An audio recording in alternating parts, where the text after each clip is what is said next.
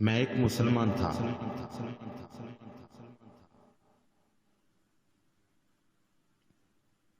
ہاں، میں ایک مسلمان تھا۔ میری پہچان کلمہ طیبہ تھی۔ میری برادری نیل سے لے کر کاشغر تک پھیلی ہوئی تھی۔ میرے نبی حضرت محمد صلی اللہ علیہ وسلم نے مجھے اسلامی اخوت کے عظیم رشتے سے منسلک کر دیا تھا۔ اس طرح سارا عالم اسلام میرا گھرانہ اور ہر مسلمان میرا رشتہ دار تھا۔ مجھے اسلام نے زندگی کے ہر شعبے میں ایک جداگانہ شناخت بخشی تھی۔ میرے اللہ کے نزدیک میں یا ایھا الذین آمنوا کا مخاطب تھا۔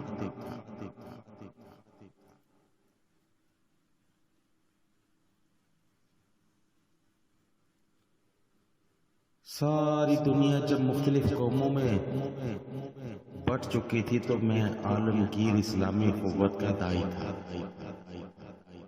نماز میری عبادت تھی، زکوٰۃ میری معیشت تھی، روزہ میری پرہیزگاری تھا، حج میری سیاحت تھی۔ اس لیے لوگ مجھے مسلمان کہتے تھے، اور میں بھی اپنی اس شناخت کے لیے صرف اسی کو کافی سمجھتا تھا۔ جہاد میرا شوق تھا، شہادت میری آرزو تھی، غنیمت میری روزی تھی، اور فتح میرا انعام تھا۔ اس لیے دنیا والے مجھے مجاہد کہتے تھے، اور میں بھی اپنے اس قرآنی لقب سے راضی اور خوش تھا۔ میں فحاشی سے بھاگتا تھا، عیاشی سے گھبراتا تھا، سود خوری سے پناہ مانگتا تھا، اور حرام کے قریب نہیں بھٹکتا تھا۔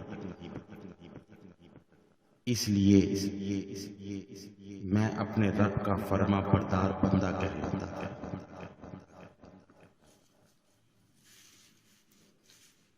قرآن میری روح کی غذا تھی، استغفار میرا وظیفہ تھا، درود شریف میرا نغمہ تھا، حمد و نعت میرا معمول تھا۔ اس لیے میں نہ مصیبتوں سے گھبراتا تھا اور نہ مصائب سے ڈرتا تھا۔ شرافت میری پہچان تھی، دیانت میری عادت تھی، حیا میرا زیور تھا، اور غیرت میرا ہتھیار۔ اس لیے لوگ میری شکل دیکھ کر مسلمان ہو جاتے تھے، اور کفر کے سلار میرے نام سے کپ کپاتے تھے۔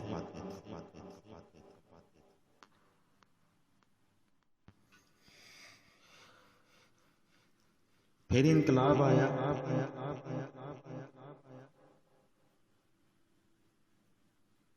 وقت نے اپنا رخ بدلا، اور حوادث کا پرنالہ میرے گھر پر بہنے لگا۔ تب مجھے بتایا گیا کہ تو ترک ہے، توران ہے، تو عرب ہے، عجم ہے، تو فارس ہے، یوں اسلامی برادری پارا پارا ہوگا۔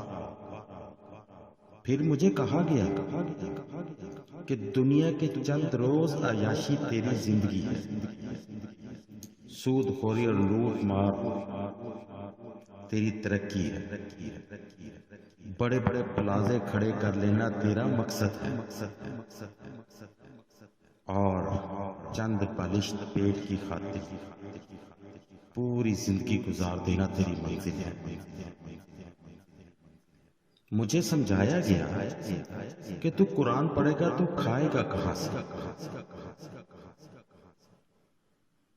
منہ بگاڑ بگاڑ کر انگریزی بول لینا تیرا کمال ہے، اور رہن سہن میں مغربی نقالی تیری شان ہے، کمپیوٹر کے چند پروگرام سیکھ لینا تیری معراج ہے۔ مجھے باور کرایا گیا کہ اسلام اور مسلمانوں کے غم میں کوڑنے سے کیا حاصل ہے۔ اپنے لیے کچھ ڈالر، پاؤنڈ اور یورو جمع کر اور کسی غیر ملکی بینک میں اکاؤنٹ کھول کر پوری زندگی عیاشی کر اپنے مسلمان بھائیوں کے قتل عام میں شریک ہو اور اپنی اقتصادی حالت کے لیے کوئی عارضی سہارا حاصل کر۔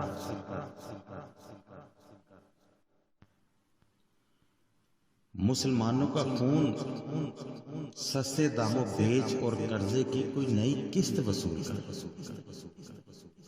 مجھے دکھایا گیا کہ فحاشی تیری ثقافت ہے، رنگ و نغمے میں ڈوب جانا تیری زندگی کا حاصل ہے،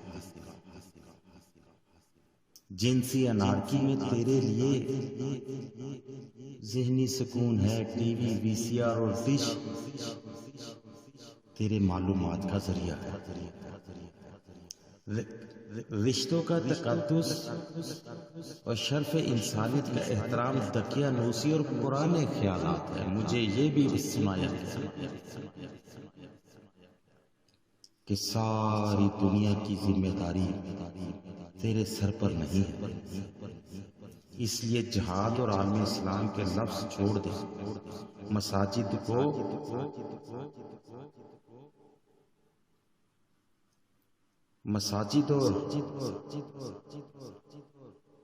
اور علماء سے اپنا رشتہ توڑ دے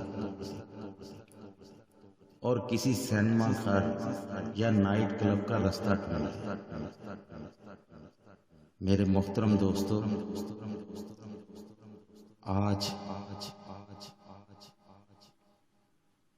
جب ایک نہتے مسلمان فلسطینیوں کے ہوائی اڈوں پر قاتلوں کے نامول اتر رہے ہیں، میں سوچ رہا ہوں کہ میں کون ہوں، میری شناخت کیا ہے، میں کس برادری سے تعلق رکھتا ہوں۔ کعبہ میرے آگے ہے کلیا اور کلیاس مجھے پیچھے کھینچ رہا ہے، میں نہ مسلمان رہا نہ کافر بنا، میں نے راہ جہاد اپنائی، نہ ہی سائنس اور ٹیکنالوجی میں کوئی نمایاں کر دکھایا، میں نہ خود مختار رہا اور نہ مکمل غلام بن سکا، میں نے قرآن سیکھا نہ ہی بائبل سے رہنمائی حاصل کی۔ افسوس کہ میں اپنے مسلمان بھائیوں کی پیٹھ میں خنجر کھونک کر اپنی ملکی حدود کی پاسداری نہ کر سکا، میں دینی رہنماؤں کو بھی پس دیوار زندان میں ڈال کر بھی کوئی ترقی نہ کر سکا، میں افسردہ پریشان ہوں کہ مجھے میری پہچان سے کوئی واقف کرے، کاش کہ کوئی مہربان حکمران مجھ جیسے ایک معمولی پاکستان کو یہ بتا دے کہ میں مسلمان ہوں یا نصرانی، میں آزاد ہوں یا غلام،